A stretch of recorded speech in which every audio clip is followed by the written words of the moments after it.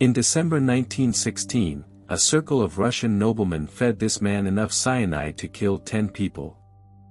When that failed, they shot him. When that failed, they beat him, bound him, and threw him into a frozen river. And they still weren't sure he was dead. This is Grigori Rasputin. He was born in 1869 in Pokrovskoye, a poor village lost in the Siberian snow. No schooling, no name, no future. As a young man he was wild and troubled, a drinker and a brawler the village had already given up on. Then, in his late 20s, something changed. After a pilgrimage to a distant monastery, Rasputin returned transformed, a wandering holy man who spoke of God, of visions, and of a strange power to heal. Pilgrims began to follow him. Word of the Siberian mystic spread north, all the way to the imperial capital, St. Petersburg. In the candlelit salons of the aristocracy, this rough peasant with hypnotic eyes became a sensation. They had never seen anything like him. At the very top of that world sat a terrible secret. The Tsar's only son, Alexei, heir to the Russian throne, suffered from hemophilia.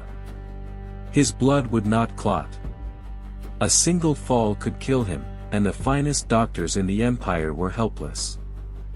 In desperation, the Empress Alexandra summoned Rasputin. He sat by the boy's bed and spoke softly through the night, and the bleeding stopped. To Alexandra it was nothing less than a miracle.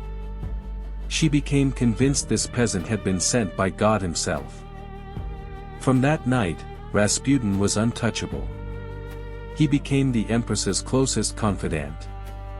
And when the Tsar left for the front to command the army in the Great War, it was Rasputin who whispered in the ear of the woman now ruling the empire. But behind the holy mask were darker rumors. Of drunken knights, of women, of a filthy peasant who mocked the church and toyed with the crown. To the nobility it was a humiliation. To the people, a sign that something at the heart of Russia was deeply rotten. And Russia was bleeding. The war had become a catastrophe. Soldiers died by the million, the cities starved, and the people needed someone to blame. The answer was everywhere on their lips, the mad monk who had bewitched the throne. A group of aristocrats decided they had seen enough. Led by the wealthy young Prince Felix Yusupov, they came to a chilling conclusion. To save Russia, and to save the monarchy itself, Rasputin had to die. On the freezing night of December 16, 1916, they lured him to the Yusupov palace. The pretext was an invitation to meet the prince's beautiful young wife. Rasputin, suspecting nothing, walked straight into the trap. In a basement room they had laid out wine and cakes, each one laced with enough cyanide to kill several men. Rasputin ate. He drank. The conspirators watched, waiting for him to collapse. But the minutes passed, and nothing happened.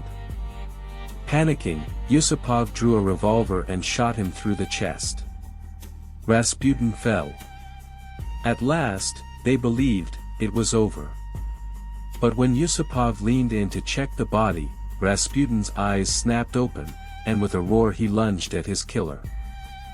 He clawed his way up the stairs and out into the snow before they shot him again, and again.